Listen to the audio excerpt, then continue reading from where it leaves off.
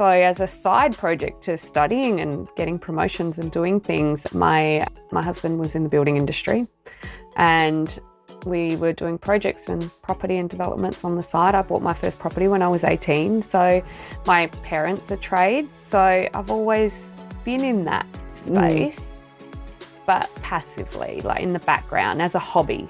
It was, and I always kept falling back to that. I was always on realestate.com, always looking at house plans or seeing what Barney's built, you know. That was the award-winning Litsa Adamou. Litsa is breaking glass ceilings as a female building inspector in South Australia, the first qualified in SA. At House Inspect Australia, Litsa and her team currently undertake over 3,500 inspections annually across their corporate and retail clients. Litsa's success as a female in a male-dominated industry has led her to be recognised with numerous awards and nominations. Litsa is passionate about giving back to her industry by sharing her learnings and advocating for skill set-based recruitment to help women start or build their career in the building construction industry, find their work-life balance and support males in the building industry looking to retain or hire women. Welcome to ConstructHER, the video podcast series where we shine a spotlight on the remarkable women in the building and construction industry.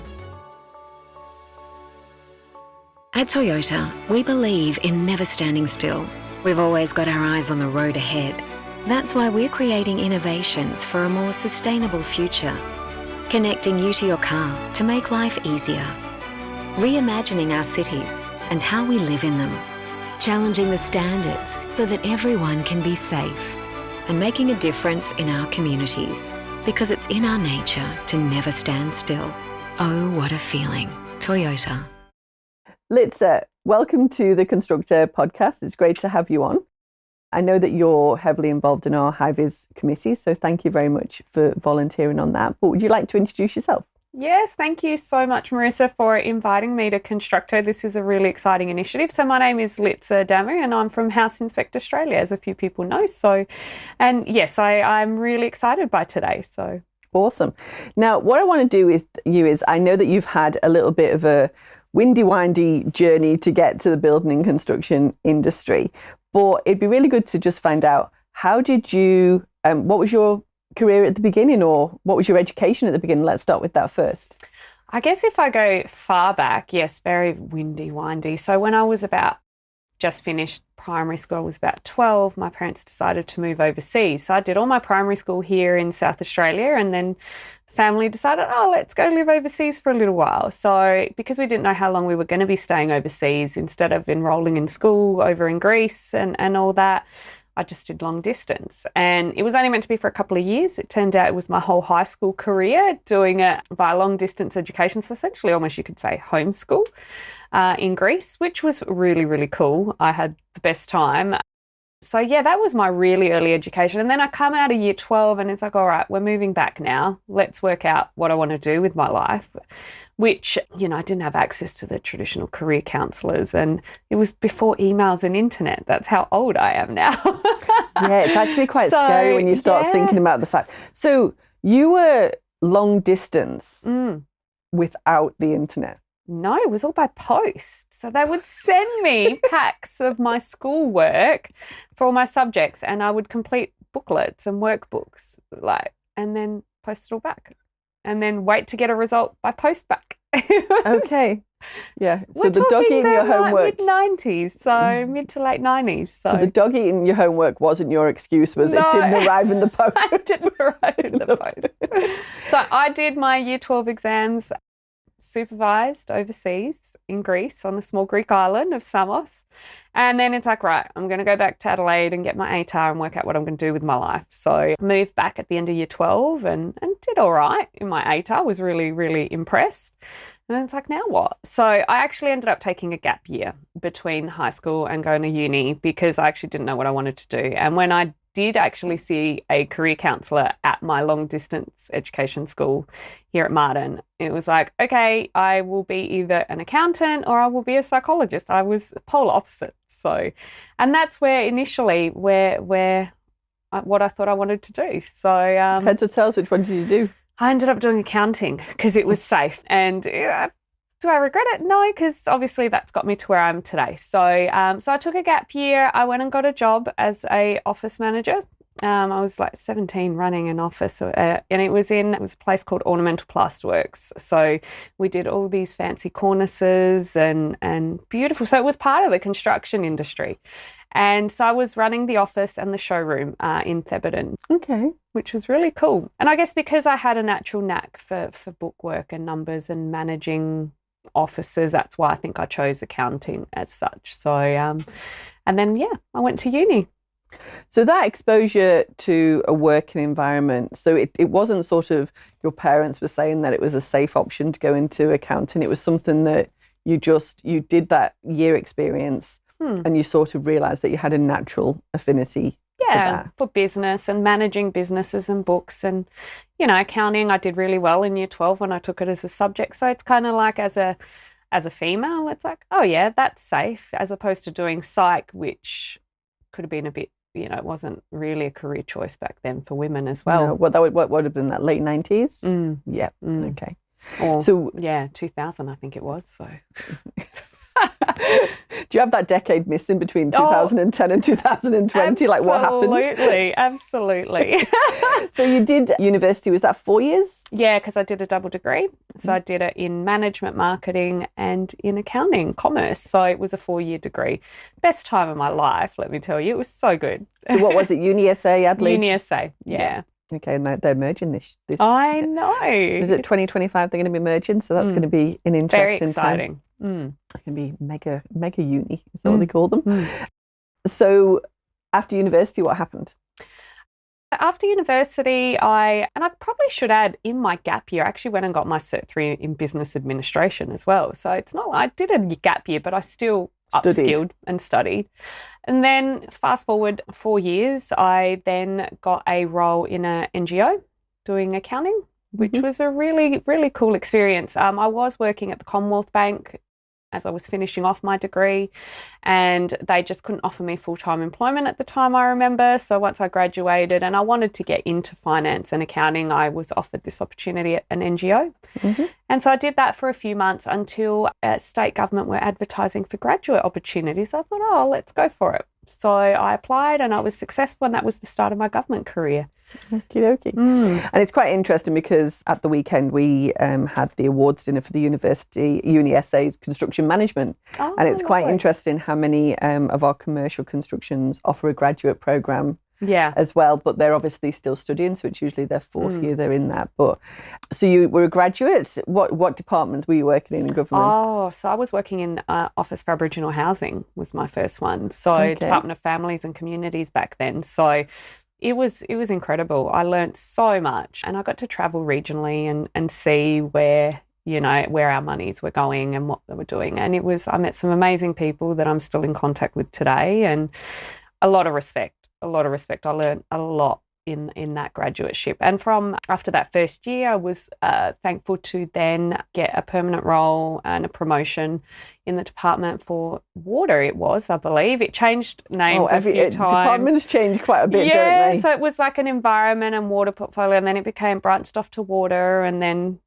so I spent quite a bit of time in that portfolio, had 2 kids in the middle of it as well. And slowly, like, my career, I could say, was on hold because of having 2 children. So that was really interesting. It was kind of like, okay, I just got to put that on hold while I pop out a couple of kids and, and then focus on career when I'm back. So, and what was it like coming back after maternity leave? Oh, I think it was I'm a driven person, so I did need that balance of home life and work career. It was good. It was good. There was some biases. No, I was part-time, and there were some biases, I must admit, as a part-time working mum. It's like, if you wanted that promotion in the corporate department, really you should be full-time, and really you should be working 12-hour days. So it was interesting. And that was not what I believed at the time. My kids were my priority and my family. So I just wrote it out, and until I was able to increase some hours and also shift some norms and some beliefs that, I can get a promotion on working 4 days a week. So. Yeah, I think I I went back 3 days a week, I think it was. And I always had this guilt that my output had to be the same as a full-time. Oh, absolutely. Absolutely. Yeah, and yes, you just like, even though I used to look and go, well, you'd come in and your head would be down like straight away. Absolutely. And, because you were thinking, if you did anything like, having a tea break in the kitchen, whatever, you'd think people would be frowning at you. And there was which is, in some respects, is you, not necessarily what external are thinking. That's right. But, it is a lot of pressure we put on ourselves. But I did find that when I increased, I did initially go back at 3 days. I did, I was able to get more childcare. I was able to go to 4 days a week. And that really did help accelerate my career after that. And I guess, look, I understand it. It's the presence there and the ability. And in 4 days, I was doing a full-time role. Yeah. As you're saying. So what was the promotion that you got after having children? So it was in government, it works on levels. So you start off as a level 2 as a grad, and then you move up to a 3, and et cetera, et cetera. So I rapidly went from a 3 to a 5 quite quickly. And that was, while working 4 days a week. I then moved to SA Health, so into the health portfolio as a 5, as a team leader, which was really, really cool. Again, I learned so much, and that was, crash course in leadership and managing a team all of a sudden. So what kind of size team were you managing? I had about a team of 4 or 5, I believe. It used to fluctuate based on people in and out and whatnot. So, and restructures were a massive thing as well. I was in e-health at the time. So there was the introduction of the electronic patient system, EPAS. So there was so much change and restructure, and there was opportunities created, but you really had to be like knee deep in thinking critically and leadership and thinking about your people and how to best place them and all that. So it was really, really cool. Change management is, as you say, when you're sort of doing that restructuring, the change management and the people skills and the leadership skills that you learn during that time, and the adapting approach that you've got to be is significant. And when you don't have those, like your change management skills must have been through the roof. Resilience as well. We were always in a constant change mentality and change focus, and IT in health, it was all about change and developing and progressing with the times. So you just had to remain agile and resilient and just keep pivoting, which is obviously that's a massive transferable skill to working in construction, as we've seen in the past 3 years. So, and the importance of training. So what made you, so you've got to that point in your career. So what was the shift? What happened? Well, while I was, obviously always driven for the next opportunity. So from state government health, I then had a promotion opportunity into federal government. So I moved into federal health at the time and got promoted to a level 6, and that was a big step, because federal government, it's a whole different beast to state. So it was really cool.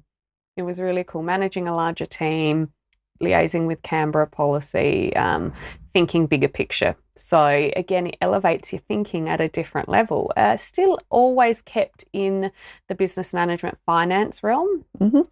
There was always a flair. I was always in the corporate departments, I guess, as I went through. And then, yes, I was managing. I then, from being in corporate in federal, moved sideways to Indigenous health. In the health portfolio. So, and that's still at a federal level? Federal level. And not long after that, there was an opportunity for a assistant director role, and I was acting in the role for a little bit, went for it and achieved that. So very rapid progression, full time at this point. And this is over a journey of we're talking 12 years at this point to get to that level. But I was one of the youngest at that level in our state. So it was, with federal government being in Canberra, there's really quick, rapid progression to those higher levels. In the states, which were deemed regions, it's a bit slower. So it was a really big achievement to get there. But I must say, even though I climbed those ranks, it was really amazing. It was like I achieved my career goals in government probably about 10 years earlier than I thought. There was still something not right. Something gnawing away at you. Yeah. It was. just wasn't for me, I think. And funnily enough, as I was exploring all this, I went and did half a master's in teaching because I thought, Oh, wow. Okay. This was right in the middle of going in my career in federal government. It's like, okay, well, I've got all these skills in business and accounting and finance. Something's not right here. And one of the, I went to a career counsellor and they're like, well, what about going to do teaching? So, and would that be teaching those skills? So teaching year 11 and 12, those subjects. So I went and did that for 6 months. Went and taught at a school, did placement. Really cool. Super cool. Okay. But again, not for me. Interesting. I know. That's a surprise. I didn't know that about you. Yeah, this is good. I've known you for a fair few years and all these little snippets come out. And this is part of the journey that is never linear, right? Correct. Yeah. But have you always, so obviously you did the Cert 3, you did your degree. Have you always studied? Like in the background, is that something that's because I did my CPA as well. Like I've always been one to keep upskilling and learning. I enjoy it. I am a bit of a nerd, I must say. and I think maybe because I was always trying to find what I wanted to do, even though I thought I knew what I wanted to do, there was always something that I was not settled in my career, or there was something more, or maybe because, as a side project to studying and getting promotions and doing things, my husband was in the building industry and we were doing projects and property and developments on the side. I bought my first property when I was 18. So my parents are trades. So I've always been in that space, but passively, like in the background as a hobby. It was, and I always kept falling back to that. I was always on realestate.com, always looking at house plans or seeing what Barney's built, but just never explored it as a career as such, because I didn't think it was an option, quite frankly. So do you think that achieving your career goals earlier than expected opened that as being, well, I'm here now. Is this where I want to stay? Or there isn't that much option for me for the next 10 years. So is that just did you think that gave you the window to go, there's something more? Yeah, I think after my promotion to senior leadership in government, we took some time off. We went a couple of weeks overseas to Thailand for a holiday with some friends, and I came back all refreshed, and I went back to my job, and I'm like, actually, for the first time, don't aspire to be my boss. I've got 30 more years of working, and it hit me. What am I going to do? At that point, working at that level, I was doing 12 to 14-hour days. It's not like you go home and you switch off. You don't, it's just part of the role. And it's like, if I'm going to be working this hard, it's taking me away from my children. It's taking me away from my family, being able to do what we want to do. I feel very capped. I'm hitting a glass ceiling here, because it's either you work harder to then get promoted, to then keep working harder, or there has to be something different. There has to be a balance. There has to be something where you can actually, enjoy what you do a bit more, because I didn't enjoy working those hours for something that, just didn't fulfill me in the end. And I didn't aspire to the next promotion. That was scary. Yeah, especially if you've been driven. Yeah, you can see that pathway. So did you have anyone to talk to at that time? I actually, obviously friends and family, but I did need that external perspective. So I did use the EAP service that my employer provided, and I went and saw an amazing career counsellor, and she was a godsend, because I guess what had happened during that time before I went there is when Barney, my husband, had just started doing building inspections. So he'd gone off the tools, and I'd just taken a day off work, and that's when I'd gone out with him for a day and thought, I really like this. I want to do this. How do I do this? And I was so confused at that point with this new revelation. And so I went and saw a career counsellor, and I'm like, this is what I'm thinking. And they're like, you have to do it. You just, like, she could just see the passion. She goes, the way you talk about it. And it was like, I was a different person compared to how I presented talking about what I was doing. So then it was about putting those strategies in place for my transition out of government. and into my whole new career, which involved more study, of course. Of course it did. Of course it did. So how long was that transition from your role into because like as you say, it's not you go and see a career counsellor the next day, you hand in your resignation, you have financial commitments, all this kind of stuff. It's not just an overnighter. There was a lot of planning. It took about 6 months all up. At that point, obviously the first thing I did was went and got my white card. So got to be safe on site. Got to be safe on site. It was the first thing I did. It's like the second thing I did was enrolled in a Cert 4 in building and construction. It's like, although there's no requirements or qualifications for building inspectors here in South Australia, I was going to do it my way, and I wasn't going to go on site without some qualifications and backing to it. Yep. I'd learnt a lot over the years through my parents, through Barney, but I just needed to cement that knowledge and learn that little bit more. And then I started, because I'd gone back to 4 days a week in government, and I started training with Barney and Mike. And learning the ropes in the industry, slowly on my day off, and studying again.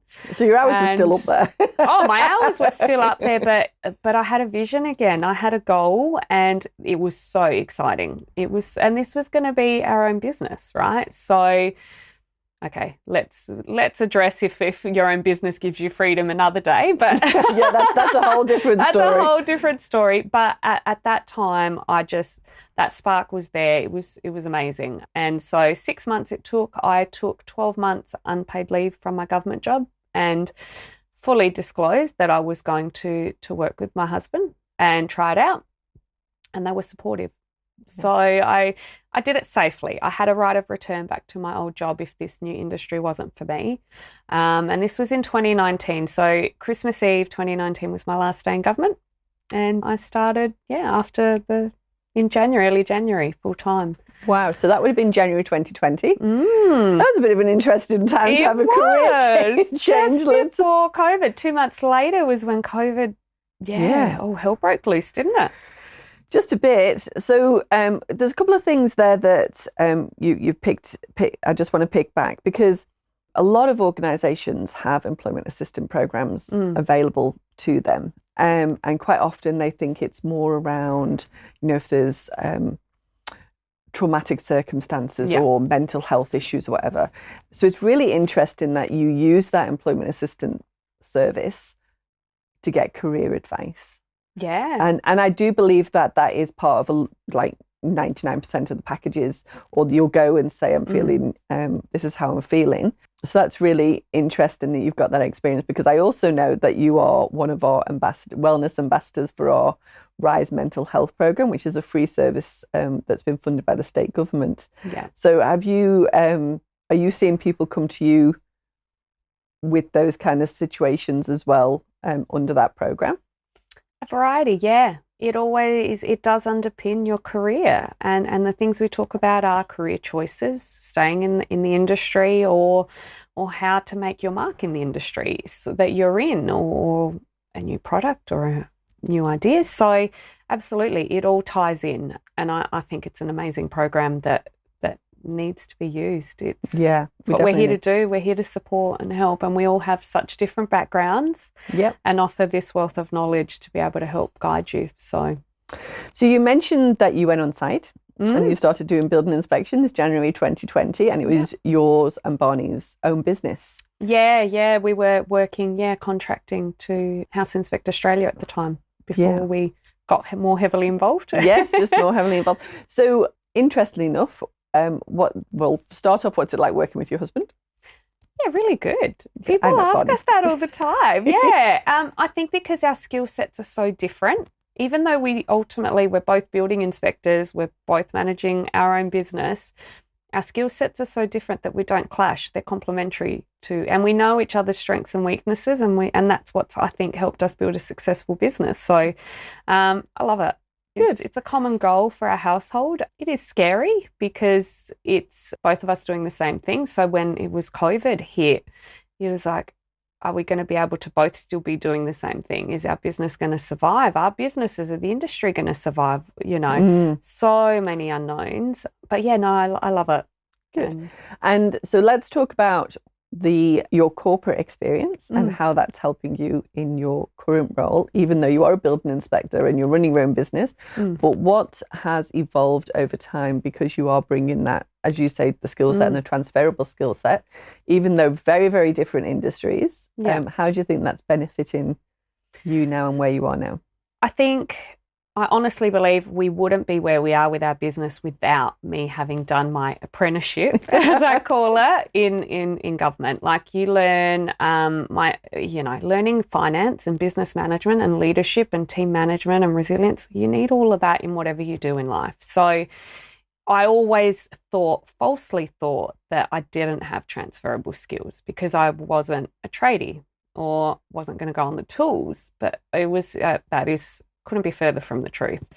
The professionalism I brought to our business and the industry, everything from writing procedures and putting procedures in place to how I manage our clients, all of that is all transferable, let alone managing our finances. So absolutely, like there's, I do think that we wouldn't be where we are now without some of those skills I learned outside of the industry. So I know you've got quite a few award accolades. So you were acknowledged as the first female building inspector in South Australia. So congratulations first qualified for that. one. Thank you. And then you've what size team have you got now at House Inspect? Oh my goodness, it's growing. So at the moment, there's about 15 of us as a total team. We have a branch in New South Wales as well, in Newcastle.